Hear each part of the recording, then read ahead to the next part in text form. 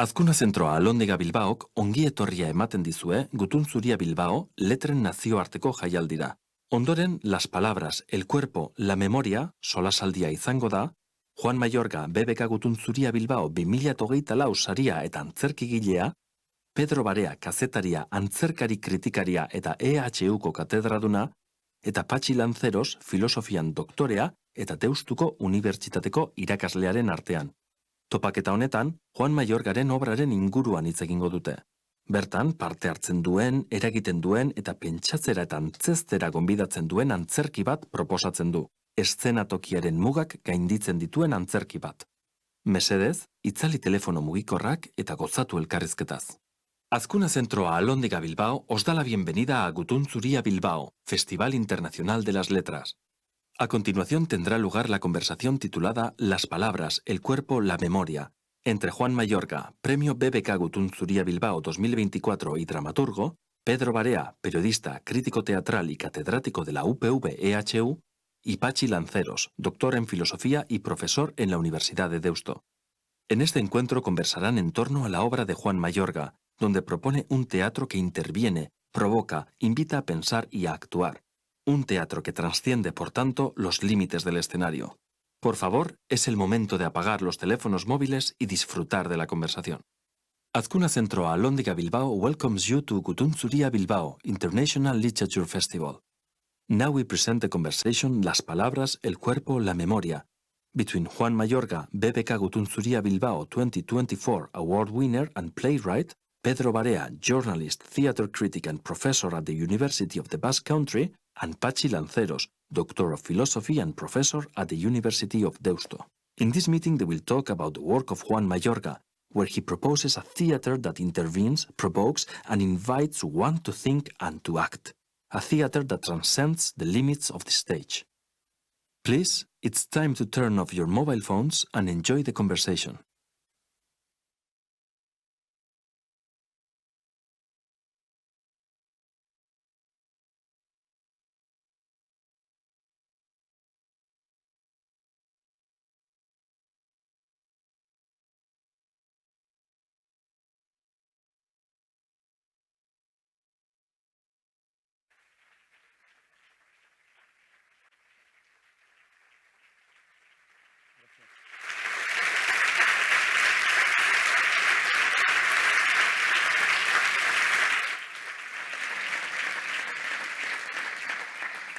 Gracias. Well, thank you much. I can't see you, but I know that you're there. And I would like to thank all of you for being here tonight. I can see you now. And, yep, and it so happens that the jury of the BBK Gutun Zuria Award, they have decided to give me this award, and I'm very grateful. And this award comes together with this theatrical and symbolic object that is called maquila, and possibly you know much more about it than I do. And for me, it's very exciting to take this home with me, and I'm showing it to you, and I'm sharing it with you too. Thank you very much.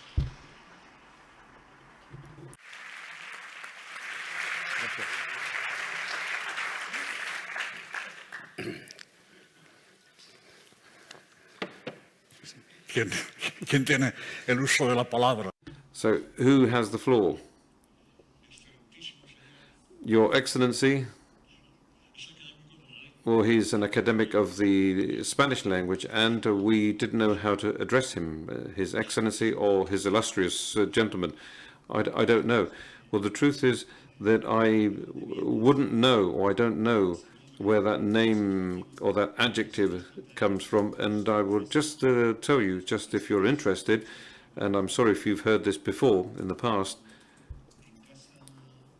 but when at home, when we discovered that I had received this appointment, that I had been appointed to the Spanish Academy, and the chair that I was supposed to occupy, it's not an armchair, it's a chair which corresponds to the letter M.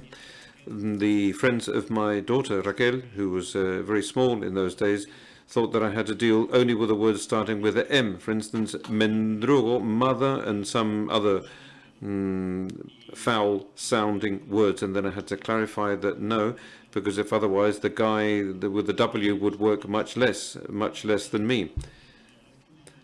But the truth is that it makes me feel very happy to be a member of the Academy, and I enjoy attending the meetings that take place on Thursdays, and in particular the first part of the meeting, and that's it's when we have the vocabulary for the scientific and technical terms, and I always learn a lot thanks to my excellent colleagues, and I try to offer them words for their consideration. Like, for instance, I managed them to define masa madre, which was not anywhere in the dictionary. And I can't see you, I'm afraid, but anyway, but you know that it's called, you use the term complex form for that expression that is formed by more than one word, whose definition is not the end result of a definition. So the definition of mass and mother, well, you couldn't define it. When you manage to present a definition, you feel somewhat less useless. Mother mass. Anyway, or sourdough. But if anybody considers that there are any definitions that have to be corrected or that don't have a definition, well, please let me know, and well, just let me know through my friends at the Alhóndiga.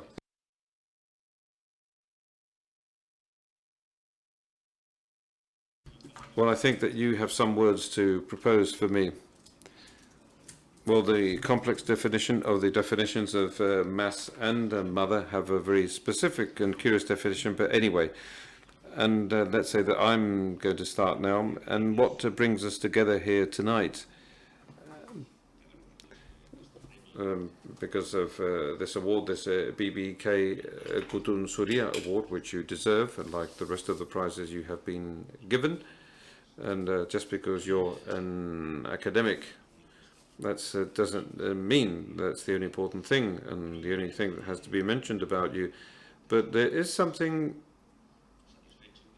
you feel happy or you feel proud, because I'm under the impression that defining things through words and defining things through a severe and critical reflection process through words, that is your task, or has been your task for many years. And I think that most of your theatre, or let's say that the specific feature of your theatre is that you've been permanently and persistently working with words. So he's been given a title for the word, the bodies and memory. But what is for you, what are words for you?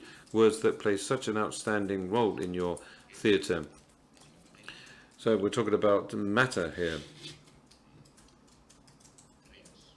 with which you create situations and scenes and affects, and it's also the observed reality that you can see in that space, because the words are the protagonist from the point of view of the subject and object of your theatre. So defining words is something that you do much more, and not only in the first half of the morning at the sessions in the Academy on Thursdays. Well, thank you very much, PATXI. Thank you very much for your words, and I would like to thank both PATXI and Pedro, who are sitting here with me tonight. When Fernando proposed that I come along to Alhóndiga and suggested a conversation, I gave them the names of PATXI and Pedro, and I would like to thank them very much for being here with me, for assisting me. But I will start off by referring to a couple of things. Well, the fact that the award is well-deserved, I'm saying this with absolute sincerity, and I have to repeat, I think that they give you an award not because of what you have done, but rather because of what they expect you to do. And I still have to prove that I deserve it, and I feel that I'm an overvalued writer, since I was given 9 points for something that I wrote at school. And I have lots of doubts about the value of what it is I do. But I think that what happens, or what I'm referring to, is whatever resists a definition or being defined. those things for which I cannot find a definition, because if I could define it, I would then feel happy with myself. And sometimes I say that the theatre that I practice wants to bring together four forces, which are action, emotion, poetry, and thought.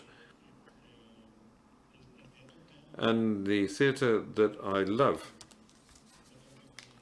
the theatre that I fell in love with when I was a teenager, and the theatre that I'm still concerned about, is full of action and poetry and thought. And when I talk about action, I'm talking about those actions that are driven by a desire.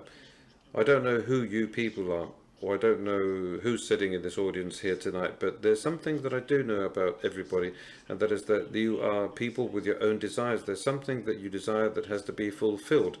And this desire, or this wish you have, can set you into motion. And these are the actions that I'm concerned about, that I want to share from a stage, because I want my theatre to be exciting, because this is what links us, this is what brings us together, and this is what makes me feel very close to you two guys. I think that the best theatre, that theatre should contain poetry. In other words, theatre is the art of distance, and it also should have thought, not just as a vehicle for thought, but it that makes you think. Because I always think that the most important thing in performance doesn't have to do with the ideas of the author, but rather the ideas of whoever receives them. And in order to try to explain things, I will tell you a couple of things, and if you can see that I'm going off on a tangent, just hit me with a stick, with the maquila. The other day, my daughter Beatriz, who's studying abroad, she's studying in London right now, and she works, or she's studying in the world of arts, or the arts, and she, on a Sunday, well, she pays a fee to go to a certain place, and well, she can operate certain machines with which she can process wood. And she saw somebody there who was somewhat younger than I, and that person was operating one of the machines. And I thought, is this another artist, another creator? No, it turned out to be an Italian gentleman who was making toys for his son, who lives in Italy. And I think that that is very beautiful. That is great. Somebody that is making toys for his child.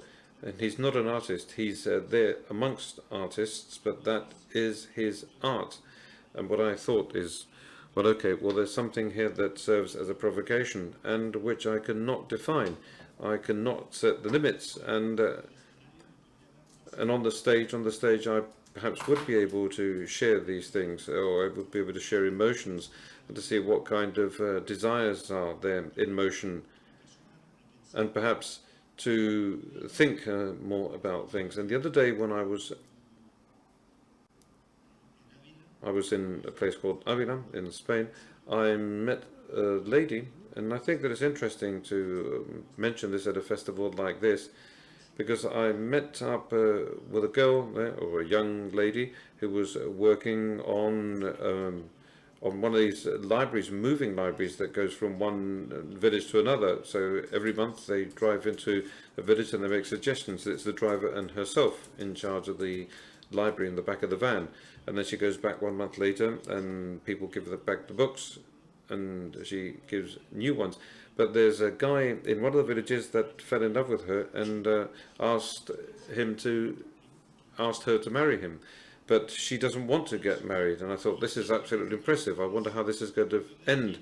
And what I think is that this is something that I cannot define either, and it's something that moves me. It's something that really, really impresses me. And if the other day I couldn't make it here on Tuesday to receive the maquila, that's because I was at a rehearsal with 4 wonderful actors, with José Sacristan, Ana Marzoa, Ezeira Montes, and Ignacio Jiménez. We were rehearsing a play called La Colección. This has to do with an interview that I read, an interview with 2 elderly persons. And what he said is that it's logical for us, considering our age and not having any children, well, people are asking about what we're going to do with our connection. And I thought, okay, So there's something going on here. What happens if you're a married couple that has been set up around a collection and which has been united and separated by that collection, and all of a sudden your final days come along, and what do you do with it? And this is something that I cannot define either. And it's something that I can present on the stage. And of course, here words are fundamental, and so are the limits to words fundamental. It was the other day when I was at a rehearsal and I was working with José Sacristan, and we agreed that one of the decisive scenes had to be closed with a gesture.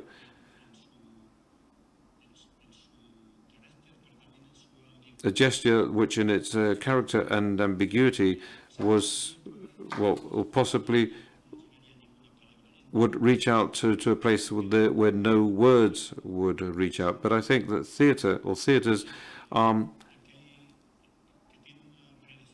a place where there's an intimate connection with words, and I will try to explain this very briefly, because a theatre is like an art in which there's an intersection between whatever is visual and whatever is auditive. And that is, the spectators decide to gather in a room, and although they come from very different places, they implicitly accept that they are going to bring together their gazes and their ears in front of a stage. And what happens is that on that stage we hear words, and those words. And I think that theatre is all about the art of utopia and critique. You examine what you already have and you build horizons that you might be able to reach. And I think that this is something absolutely true in the case of words, because theatres allow us to examine the words that we use, and perhaps, well, it could also allow us to feel scandalized about how we use the words and how words use us. But it could also awaken in us what I call the nostalgia of language and envy of the language. And that is what happens to me when I listen to Calderón or Lorca, or when sometimes somebody says, look, an image is worth more than 1,000 words. Yes, especially if it comes from Lorca. And if it's from Lorca, it's worth more than 1,000 words. I promise that I won't speak for such a long time in the next comments. Well, you've started to direct, and it means that with you have a little notebook there where you take your notes, and all of a sudden the edition of Reykjavik of 1974, 1994, I can't remember, is in one manner, and Reykjavik the following year appears differently. So in other words, there are changes. But I have the text, I have the typed text from the critic. And it's very easy nowadays with a computer to count how many times in the text, that I think it's about 1 hour and 15 minutes in the performance, how many times does the word silence appear? Because if words are the fundamental thing, this insistence, there are 50 silences or 51 silences, because sometimes, well, you get to close and look, and those are silences too. So how does the director apply that to the actor? And this is the idea that I wanted to ask you about.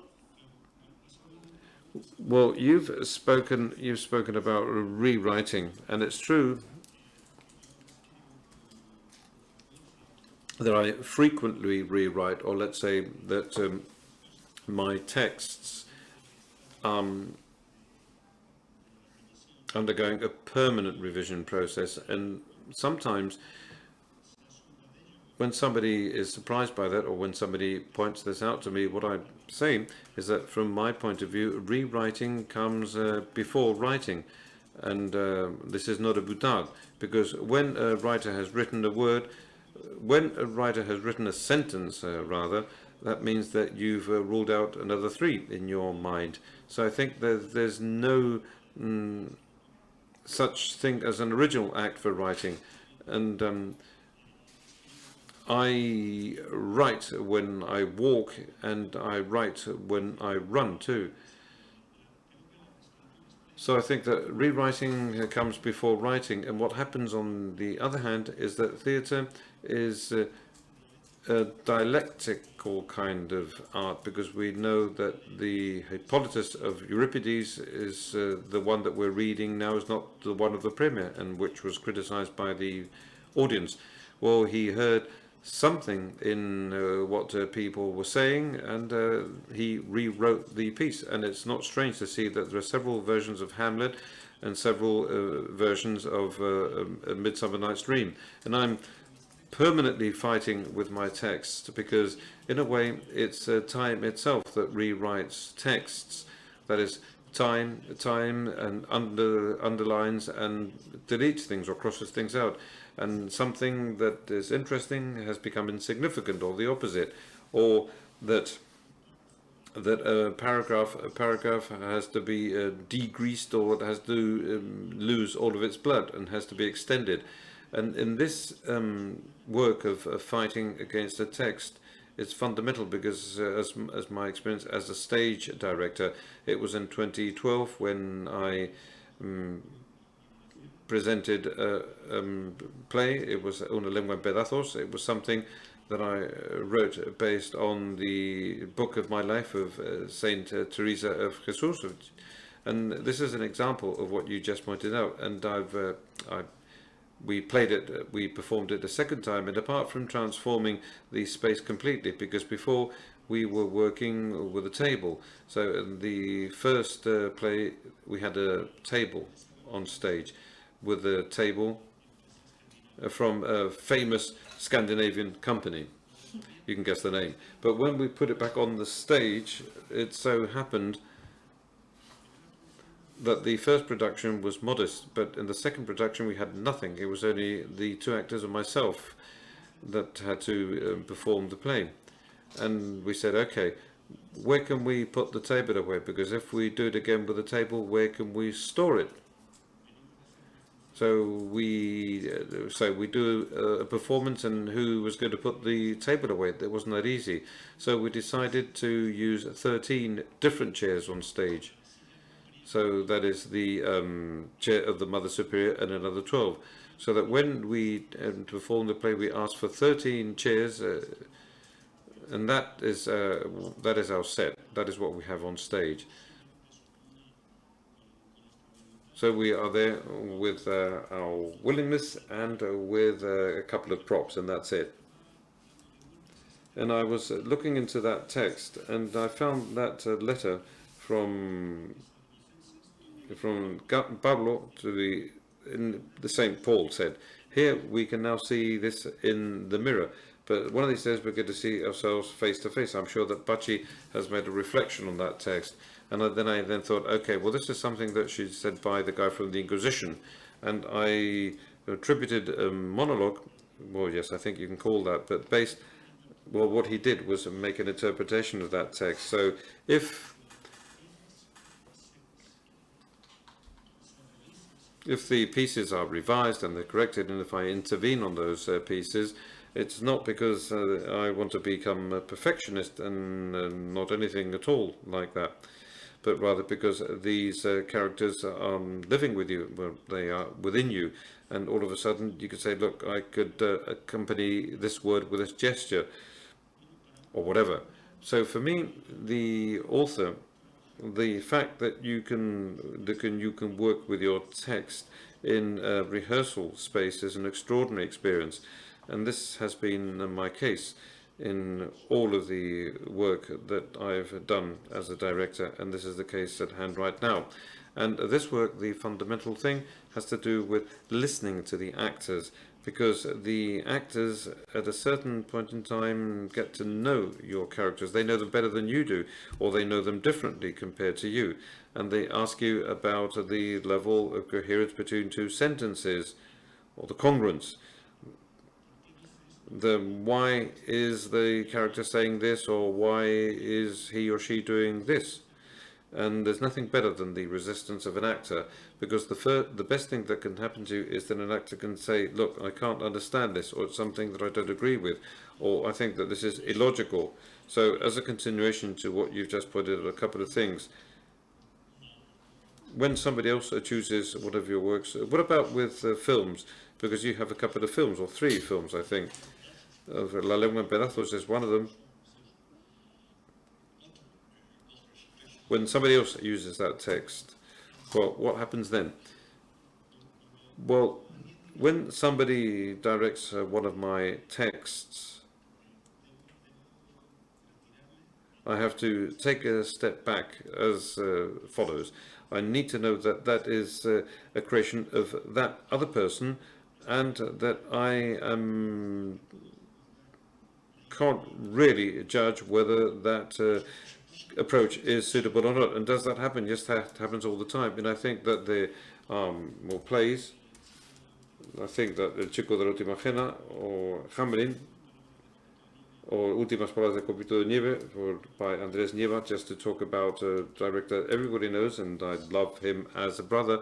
And these are stagings that are possibly far superior compared to what I would have been able to have done with those same texts.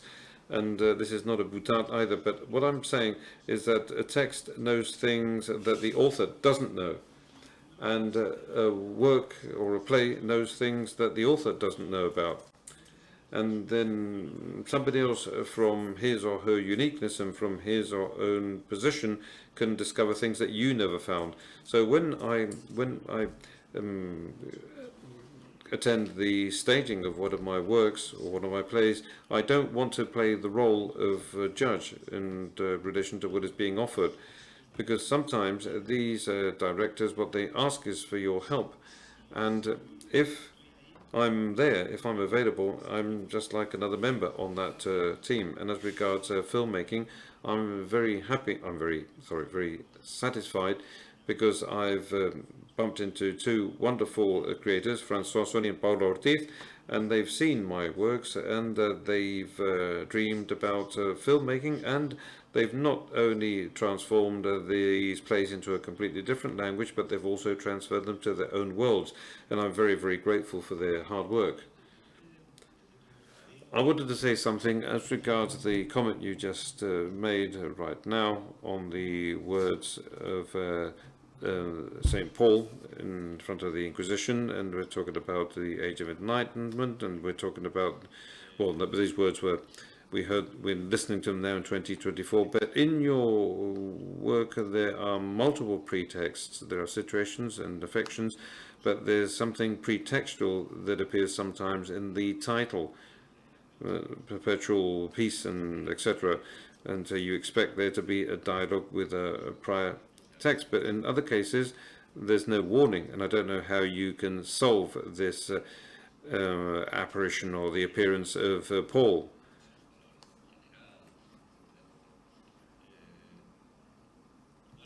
So this is a word over a word, this text on a text. So what are you looking for exactly in that? Well, in the collection, well, there's a moment when one of the characters, called Hector, played by José Sacristan. Well, this work, I read it myself. I think it was in Avilés, and I read it with 5 chairs. One of the chairs established the limits, and the other 4 were for each of the 4 characters involved in the play. And there was a moment when I got a round of applause, and that's when I told them that the character that I was reading out was going to be played by José Sacristan. I think that many spectators said, well, thank goodness for that. So there's a moment when this character says that a collection,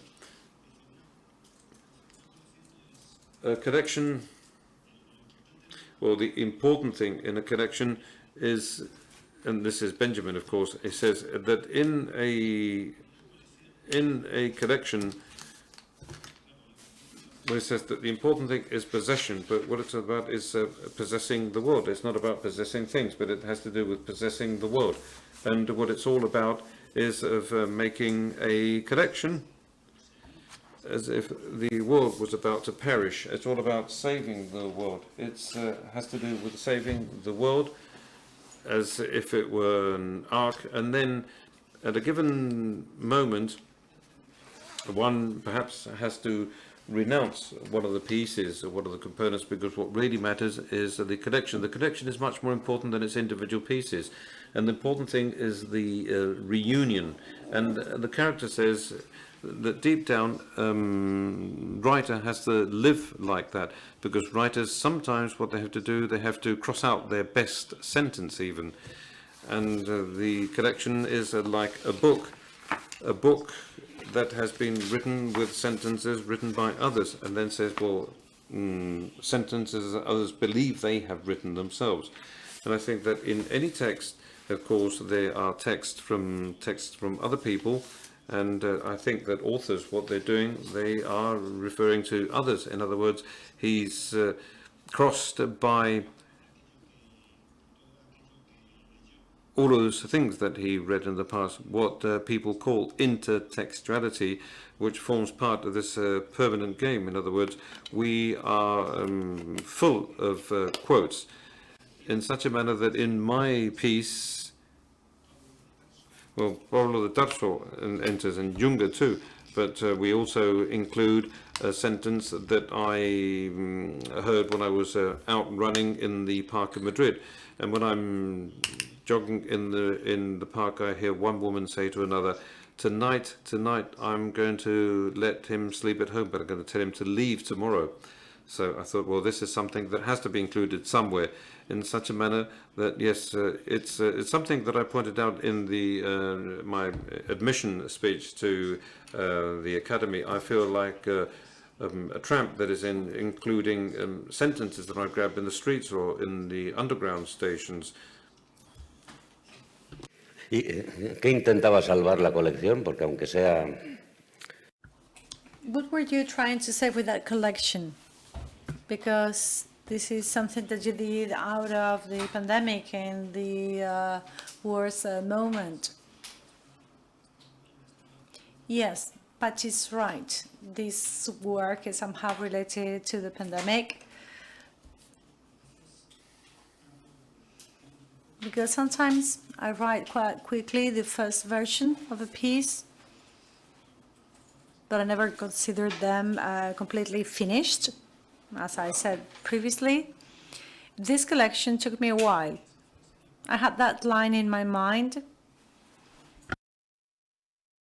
and given the age we have, if we do not have any children, what should we do with our collection? No wonder people ask us about it.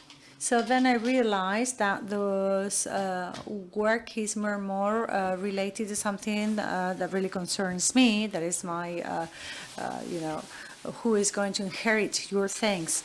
These two are looking for somebody to give this all away because they do not trust anybody. So the wife says different states have approached us and offered to keep the collection or protect it, but we don't trust states. So what happens if one day a politician or a civil servant decides one of our pieces of art is immoral? Then will put it in a basement forever. So we're trying to find somebody with the same passion and the same also resolution. And they know that collection is an inheritance, and it has duties. And you have to preserve it. But if you only want to preserve it, then you will give it to a private company. Then in collection, you have to take some pieces out, put some new in. And then in 2019, I realized I had to finally in my mind what it takes to finish the work, that piece of work during the first days of the lockdown. And sometimes I set my work to different friends so they can sort of be my first reviewers and can also help me write. And I sent it to many people. It was like saying, hi, I'm alive. We have to keep on working. And many people received it. And it was like how we have to keep on working, and then we'll get through this and we'll get together again. Yes. Then all the different adaptations.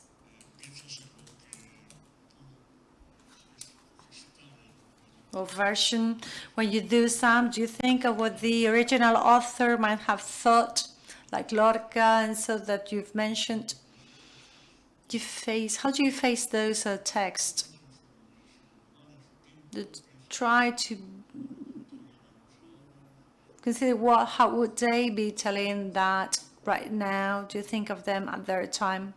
Well, for my versions, my last work was El Diablo de Cojuelo, the Guerra de Devara, for some very well-known clowns called Rum. And what I invented there is that these clowns company, they've been asked by the National Theatre Company, they've been asked to do a classical piece. And they consider this to be an honor.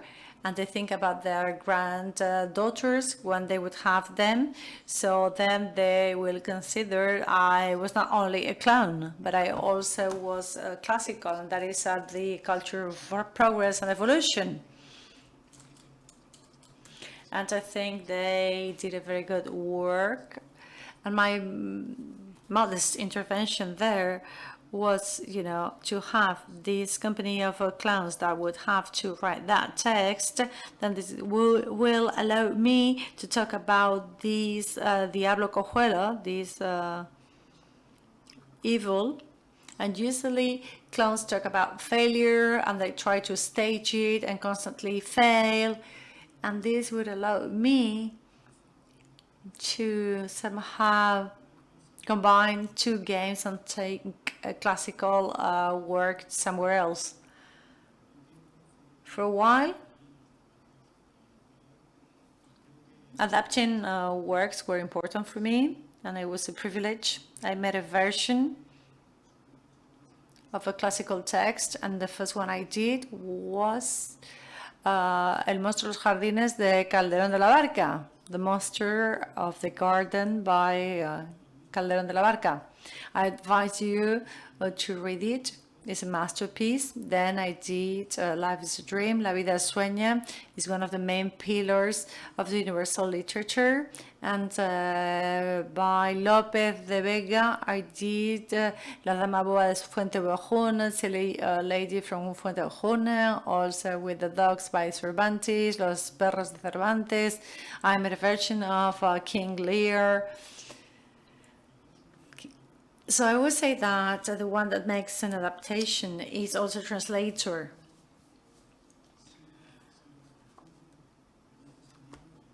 So you should be a bridge in between that text that was conceived somewhere else in another time, and then you link it to contemporary spectators.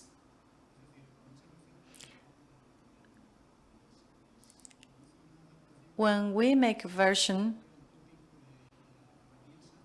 we talk about how very much a text now is a very current text. So we try to find what could be currently successful and forget the rest. And I think this is not right. I think we should also work on what we do not understand, because it's not related to current times. And when I was working with the book La Lengua en Pedazos, I would talk to the authors, and there will be that subject matter. Is Teresa of de Jesus feminist or not?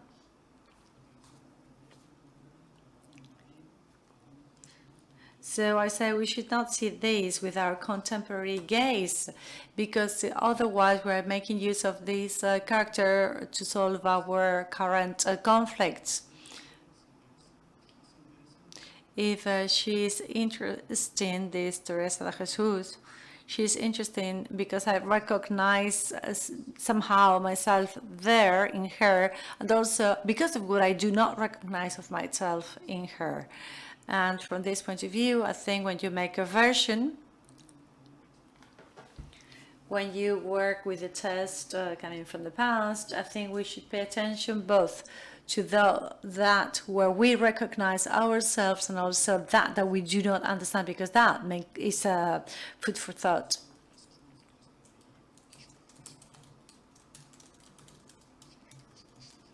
You've mentioned the work by Calderón, The Monster of the Gardens, El Jardín de los Monstruos.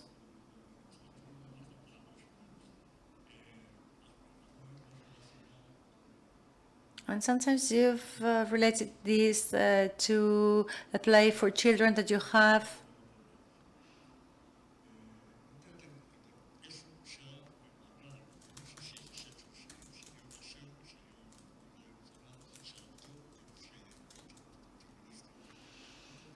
There was a version for the radio. Have you not been that tempted by radio, since now you are very much into the oral expression? You don't like that much radio? That's a means. Well, I would say something about this book, El elefante ocupado de la catedral. This is because somebody that I really miss, my brother-in-law, Pedro, he used to be a musician. My son, Miguel, he was going to start studying piano, and we didn't have a piano, so I borrowed a piano from him, and he said, it's okay, I will lend you the piano, but you have to write a story for children's for the condo where I spent my summer. Okay, so it was like a barter thing. So nothing would come to my mind. And my son was playing piano, and then my brother-in-law, he was very serious, and he said, like, well, you owe me that. So that is when I thought of an elephant that walks into a cathedral and then cannot come out because he grows too big.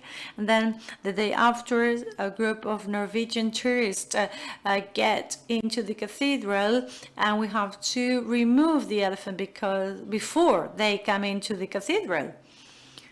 And then they call the plumber, so he removes the elephant from the cathedral. I don't know whether you know this text by Miura, talking about Norwegians. I think this is a couple from Albacete.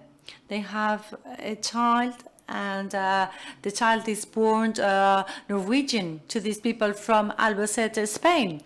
And then they end up accepting it. And then when they have 4 Norwegian children, then they start getting worried. I mean, Miura, he is too good. Some of my works have been used, yes, at the radio. Now I've got a proposal from a radio station that's going to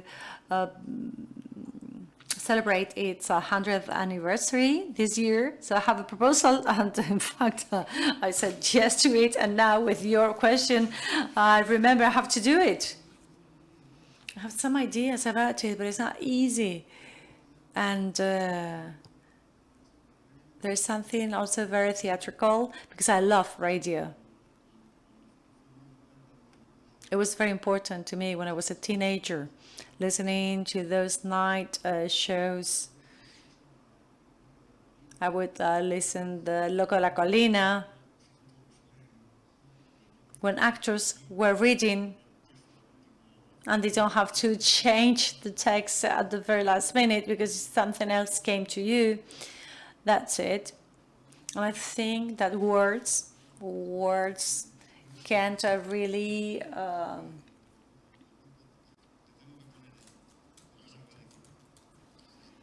weave things in ourselves. So I have to do it as soon as I leave this theater. Well, I think also that words might be, well, I find radio shows like a good place to be used, because I think in your theater, text is very important. but it's always threatened by foreign noises that you channel. And then there's also silence that also appears as a comment in the text itself. So you make a difference in between silence and pause. So this could be very good in a radio show.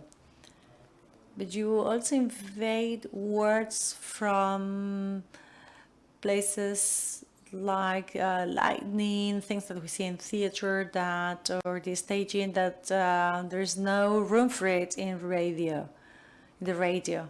I think when you move into radio and you do not longer stage something changes, doesn't it?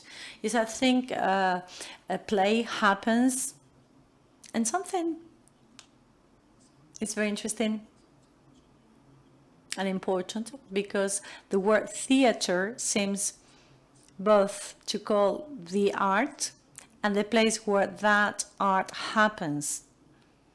A theater as a room and then as a play. So this is why dramatic literature causes something that is overwhelming, and it's that performance. So the word is pronounced, so it is embodied.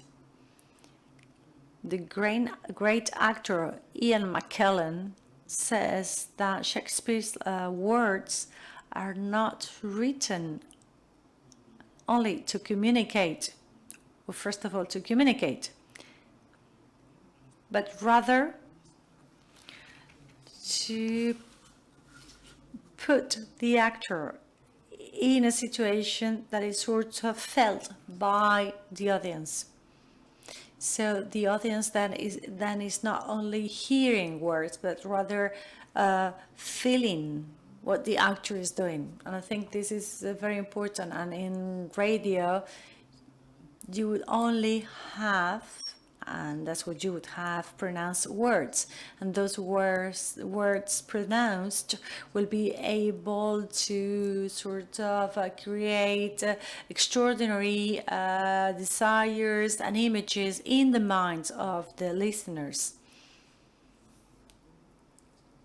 An actor is capable to make us see what our eyes do not see. And if I am able to fulfill my task, then I should prepare that. I think at the SER, there is a new version that has been made. Precisely, what did they present it at the SER? The elephant that occupied the cathedral.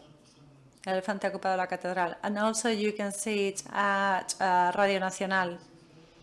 So this is a play. Like in a theater, we have a philosopher, theater reviewer, making these sound interesting, and then a writer and a filmmaker. What is your opinion about play critics, I mean the ones that write reviews for theater plays?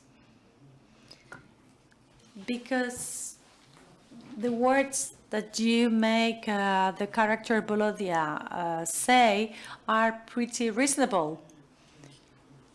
What do you think the critics could do? For example, here, where there are no longer critics. Well, so a critic is asking me, what do I think about critics? I have them in a very high opinion.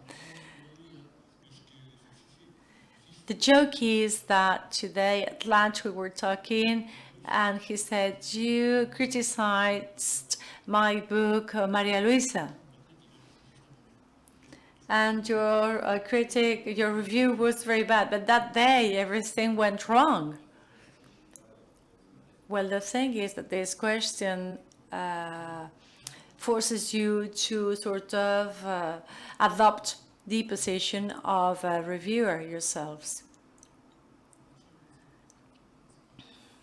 Well, having said, the most important thing is that you critics are very important people. Okay, I'll pay you whatever. It's okay.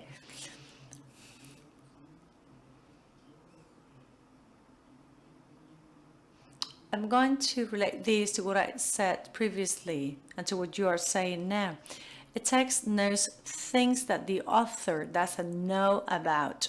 So I think a critic is a privileged reader and also a viewer, and they might be able to see you things that you have not seen in your work, that you didn't know or you've written. So I think the work of a critic is extraordinarily difficult. Sometimes I watch a show and then I wonder, what could I write about it if I had to write a review? I think a reviewer should make his or her work like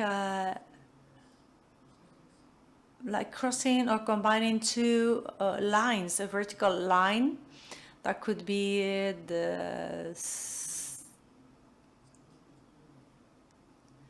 about history of theater.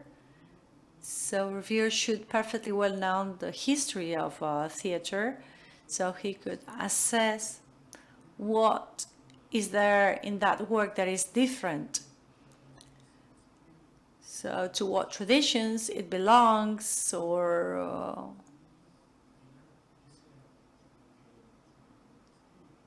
gets away from.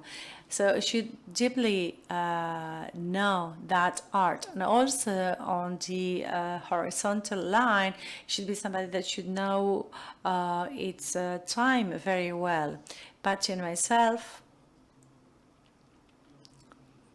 you are a real philosopher. You are not a real philosopher, and I am not either, says PATXI. So our sort of work drinks from Walter Benjamin that we've been quoting somehow this afternoon. And Benjamin, he was a critic himself, somebody whose way of thinking was the fruit of paying attention to different plays. So he wrote a work about the idea of romanticism, and among romantic reviewers were like the most important ones. So this is, you know, you have to elevate that text and take it somewhere else. Some reviewers do that, and Benjamin could do that. Nowadays, we have a text where Benjamin is criticizing, seminal text, where Benjamin criticizes some works that were in the oblivion. So the review itself sort of went beyond the work itself, and Pedro BAREA has mentioned this work called El Crítico, and if I could sing, I would save myself, si pudiera cantarme que salvaría. So the author and the critic meet together, and little by little we realize they are intimate enemies. So somehow this author always wrote for that critic, and whatever the other guy was criticizing, he would always criticize him to guide that author. They've been avoiding each other for a while, but that night when the author Scarpa premiered a work, he goes to the work of Bologna because he wants to know what he thinks before it comes out. He wants to know how he writes the review. And when Bologna makes quite a flattering review, then the author is sort of discouraged because he thinks that maybe the shot sort of was hiding the real work. Okay, we're all teachers, are we not? We We have to stick to the time. We have to see the relationship in between teaching and theater. We could explore that, yeah, but we no longer have time for that. May I quote Benjamin? Benjamin, he says that school should not be a place where a generation is sort of mastering another generation, but a place for two generations to meet. And I love that. The schools should be places where schools meet. And that also should be the case with theaters.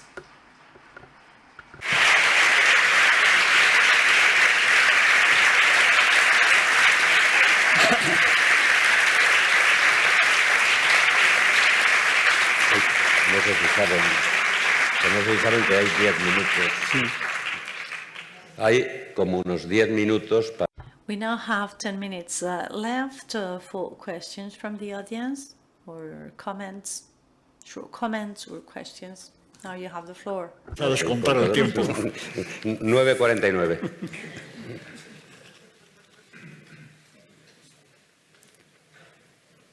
No sé cómo va esto.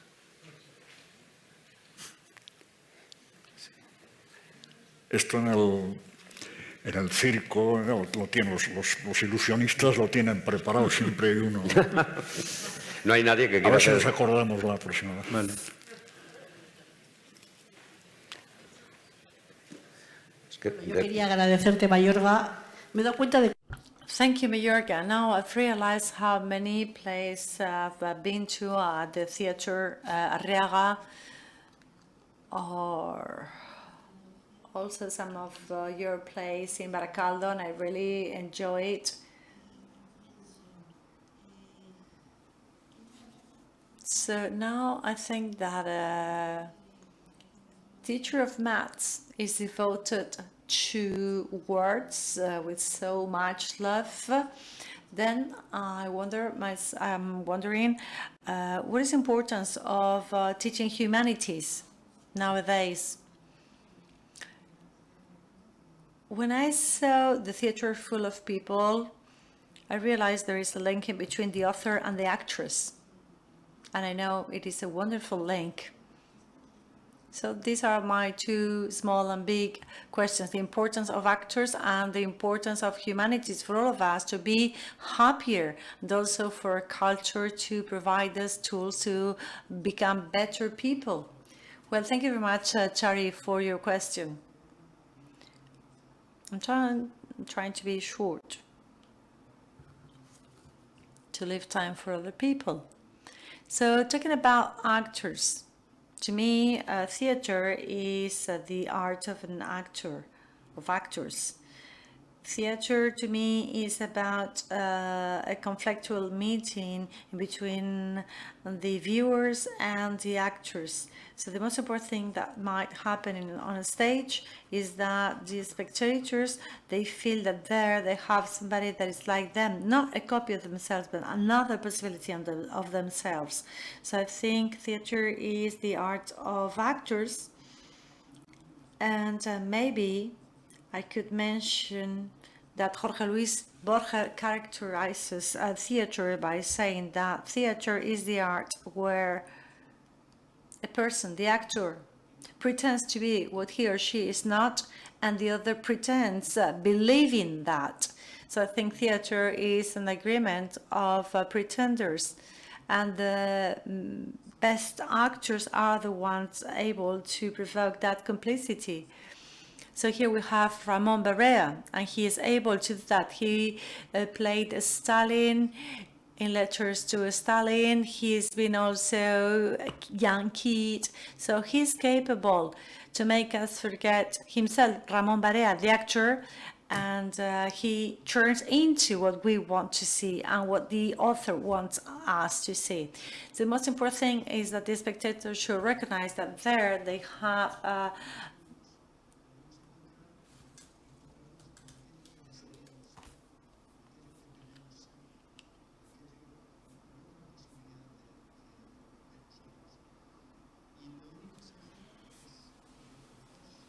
they're double. And the only important elements are actors and spectators. And all we have to do, all the rest of us, is to sort of make that union be possible. It is a fight. I think many actors like Ramon, now Pepe, Ana, Blanca,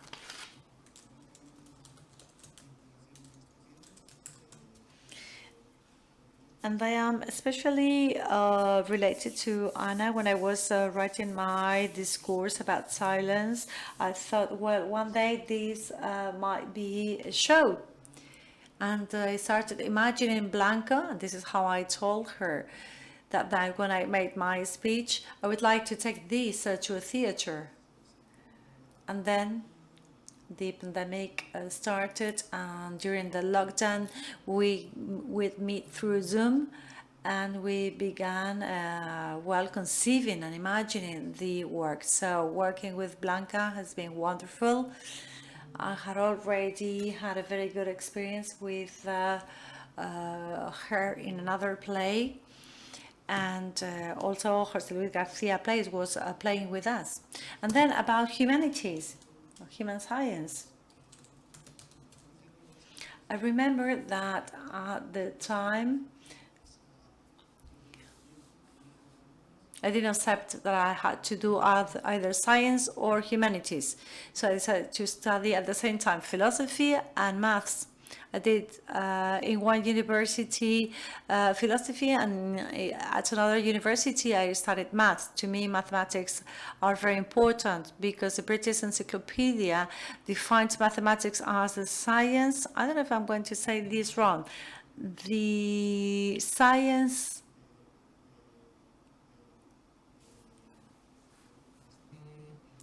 of structure, order, and relation. And I think this is what playwriting is about. This is about setting relations in between elements and to somehow relate them. So I feel that mathematics, that to me means looking complex for complex realities, and this has taught me to search an essential language. But mathematics tells you nothing about friendship or about your duty in relation to other human beings. I think every human being is responsible of every other human being, even of the unborn and of those that have already passed away. And mathematics say nothing about that. So this is why, to me, what we now call humanities or philosophy is very important.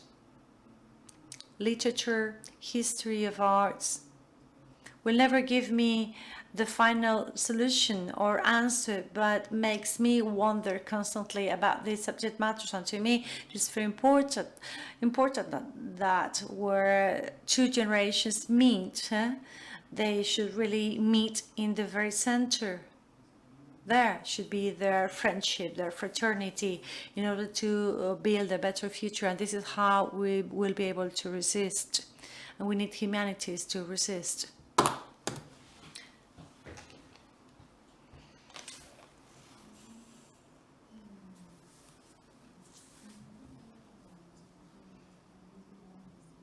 My question is about the work called Silence, Silencio. So Blanca Portillo, she was really spectacular in that piece of theater. And then I thought that Mayorga, you were a creator like José Sacristán.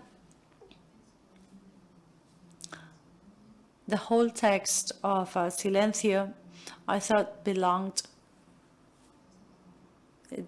to this kind of author.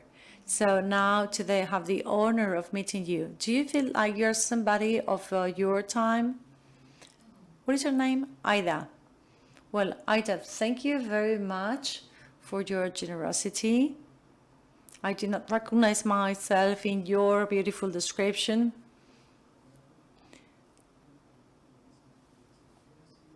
And about the work Silencio, I remember that when it was shortlisted, That very afternoon, some journalist asked me whether I knew what my speech will be about. And then I thought I should talk about the word that is most important for my work, and that is silence, both if it is mentioned by an actor, or if it is on the side comments, or if we hear that silence at the rehearsal room. And I realized that silence, that word, allows you to talk about many of the things we've been talking here today. It was a moment. Aida, your question is overwhelming to me, because I think I am a very kind of actual person. I'm a man of these current times. And I think we all have the duty of not letting us be sort of taken by only the trends of our time, and also keep a distance. I think we should be both.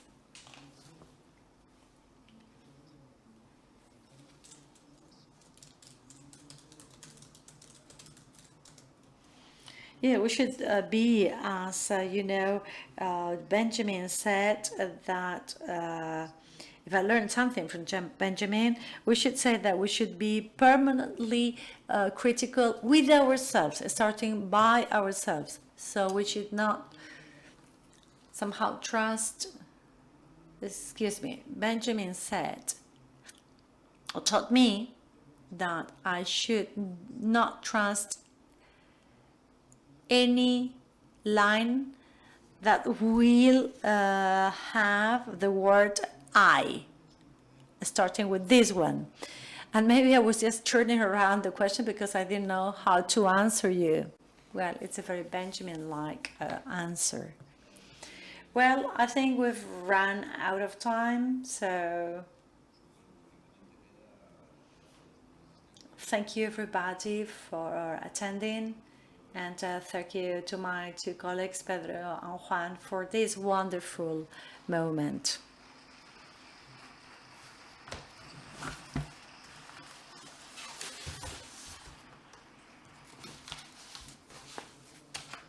I want to thank the Alhóndiga team for making this possible, for inviting us over. Whenever a conversation happens, I always think that the most important thing is what happens to the listeners.